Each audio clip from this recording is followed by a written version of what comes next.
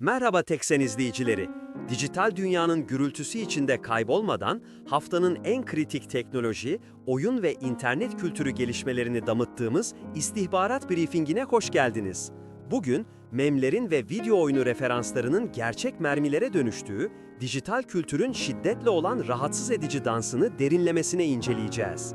Bu karmaşık konuyu tüm yönleriyle analiz ederken videoyu beğenmeyi ve kanalımıza abone olmayı unutmayın ki bu değerli analizleri kaçırmayın. Bildirimleri de açarsanız yeni briefinglerimizden anında haberdar olursunuz. Ben Rıza. Hazırsanız başlıyoruz. Geçtiğimiz hafta muhafazakar aktivist Charlie Kirk'ün suikastı, dijital kültürün ve online toplulukların radikalleşme ve gerçek dünya şiddetindeki rolünü bir kez daha acımasız bir şekilde gözler önüne serdi. Suikastle suçlanan 22 yaşındaki Tyler Robinson'ın kurşunlara işlediği internet memleri ve video oyunu referansları bu olayı sıradan bir cinayetin ötesine taşıyarak hepimizin dijital yaşamla ilişkimizi sorgulamasına neden oldu. Notices bulge oh oh what's this veya if you read this you are gay limo gibi internetin derinliklerinden çıkan çoğu zaman ironiyle yoğrulmuş bu ifadelerin bir suikastin enstrümanları haline gelmesi online dünyanın nedenli ciddi sonuçlar doğurabileceğini gösteriyor. Uzmanlar bu durumu çevrimiçi radikalleşmenin 3. nesli olarak adlandırıyor. Artık belirli bir ideolojiden ziyade tekil şiddet eylemlerinin kendisinin bir amaç haline geldiği, saldırıların mem kültürü aracılığıyla normalleştirildiği bir çağdayız. Bu sadece münferit bir olay değil, dijital mecraların radikalleşmeyi nasıl şekillendirdiğini ve teşvik ettiğini anlamamız gereken kritik bir an. Bu hafta online kültürün karanlık tarafını, memlerin nasıl mermilere dönüştüğünü ve bunun neden hepimizi ilgilendirdiğini analiz edeceğiz. Charlie Kirk suikastının detayları derinleştikçe, Tyler Robinson'ın eylemlerinin ardındaki dijital kültürün izleri daha da belirginleşiyor. Robinson'ın kullandığı mermilere kazınan memler ve oyun referansları basit birer görsel ya da şaka olmaktan çıkıp online aşırılık yanlısı ağlar, özellikle neonazi grupları arasında şiddet eylemlerini planlama ve teşvik etme aracı olarak kullanılabilecek tehlikeli bir dile dönüşmüş durumda. Bu, çevrimiçi radikalleşmenin ve şiddetin evriminde yeni bir aşamaya işaret ediyor. Eskiden ideolojik temeller üzerine kurulan radikalleşme süreçleri, şimdi memler ve oyun dili aracılığıyla daha estetik ve ironik bir kılıfa bürünerek yayılıyor.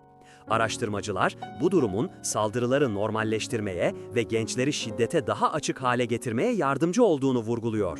Artık suikast kültürü diye bir kavramdan bahsediyoruz. Network Contagion Research Institute ve Rutgers Üniversitesi Sosyal Algı Laboratuvarı'nın uyarılarına göre bu kültür yükselişte. Özellikle aşırı sol kesimlerde Tesla araçlarına yönelik kundaklamalar veya milyarderleri öldürme fikri gibi eylemler siyasi şiddet için bir tür mem estetiği haline gelmiş durumda. Trump'a yönelik suikast girişimi ve şimdi de Kirk'ün ölümü siyasi şiddetin toleransının ve savunuculuğunun nedenli arttığını gösteriyor. Bu trajik olayların ardından ABD Temsilciler Meclisi Gözetim Komitesi Başkanı James Comer, dijital dünyanın en büyük oyuncularından Discord, Steam, Twitch ve Reddit yöneticilerini 8 Ekim'de ifade vermeye çağırdı.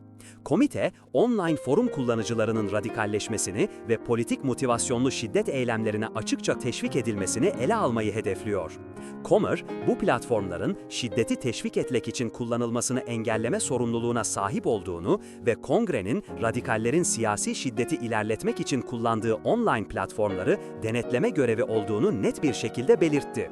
Bu çağrı sadece bir sorgulama değil, aynı zamanda dijital platformların toplumsal sorumluluğunun ne kadar genişlediğini gösteren önemli bir adım. Peki bu platformlar ne yapacak? Daha katı içerik denetimi mi yoksa kullanıcı gizliliğini ihlal etmeyen farklı çözüm yolları mı arayacaklar? Bu soruların yanıtları dijital geleceğimizin yönünü belirleyecek. Öte yandan dijital şiddetin evrimi sadece radikalleşmeyle sınırlı değil. Yapay zeka bu soruna yeni ve ürkütücü boyutlar katıyor. Çocukların online şiddete maruz kalma biçimleri, deepfake çıplaklık ve pornografi gibi AI tarafından oluşturulan yeni siber şiddet türleriyle daha da karmaşıklaşıyor. Bu, gençlerin zaten ciddi olan duygusal ve psikolojik risklerini katlayarak artırıyor. Geleneksel ebeveyn kontrolleri gibi araçlar artık yetersiz kalıyor. Yasa koyucular ve okullar bu hızla gelişen şiddet biçimlerine yanıt vermekte zorlanıyor. Deepfake teknolojisi, gerçek ile kurgu arasındaki çizgiyi öyle bir belirsizleştiriyor ki, mağdurların yaşadığı travma ve itibar kaybı onarılamaz boyutlara ulaşabiliyor. Bu durum sadece teknoloji şirketlerinin değil, ailelerin, eğitimcilerin ve devletlerin de bir bütün olarak ele alması gereken küresel bir krize dönüşmüş durumda. Dijital kültürün bu karanlık yüzü, memlerden mermilere, sahte görüntülerden gerçek travmalara uzanan modern toplumun en büyük meydan okumalarını oluşturuyor. Bu gelişmeler sadece kimin ne izlediğiyle değil, kimin neye inandığı ve bu inançların gerçek dünyada ne gibi eylemlere yol açtığıyla ilgili derin soruları beraberinde getiriyor. Gördüğümüz gibi son haftanın olayları, dijital kültürün basit bir eğlence aracı olmanın ötesinde gerçek dünya şiddetini besleyen ve şekillendiren karmaşık bir ekosistem haline geldiğini kanıtlıyor. Charlie Kirk suikastı ve Tyler Robinson'ın mermilere işlediği memler, online radikalleşmenin sadece ideolojik sloganlarla değil, aynı zamanda görsel ironi ve oyun referanslarıyla da yayılabileceğini gösterdi. Bu, suikast kültürü denilen yeni bir olgunun yükselişine işaret ediyor. Siyasi şiddetin bir mem estetiği kazanması, tolerans eşiğini tehlikeli bir şekilde düşürüyor. Dahası, ABD Temsilciler Meclisi'nin Discord, Steam, Twitch ve Reddit gibi dev platformları ifadeye çağırması, devletlerin bu online radikalleşme ve şiddeti teşvik etme iddiaları karşısında ne kadar ciddi olduğunu gösteriyor. Bu platformların içerik denetimi ve kullanıcı sorumluluğu konusunda daha aktif rol alması kaçınılmaz hale geliyor. En endişe verici gelişmelerden biri ise yapay zekanın deepfake çıplaklık ve pornografi gibi yeni siber şiddet türleri yaratarak özellikle çocukları hedef alan dijital tehditleri katlaması. Geleneksel koruma mekanizmalarının yetersiz kaldığı bu yeni çağda, teknoloji şirketlerinin, yasa koyucuların ve toplumun topyekün bir strateji geliştirmesi şart. Bu, sadece içerik kaldırmaktan öte, algoritmaların radikalleşmeyi nasıl beslediğini, dijital okuryazarlığı arttırmayı ve gençleri bu tür tehditlerden koruyacak yeni yaklaşımlar geliştirmeyi gerektiriyor. Dijital kültür artık sadece ekranda kalmıyor, fiziksel dünyayı derinden etkiliyor ve bu etkileşimi anlamak, geleceğimizi şekillendirmek adına kritik bir öneme sahip. İşte Teksen'den haftalık istihbarat briefinginizin sonuna geldik.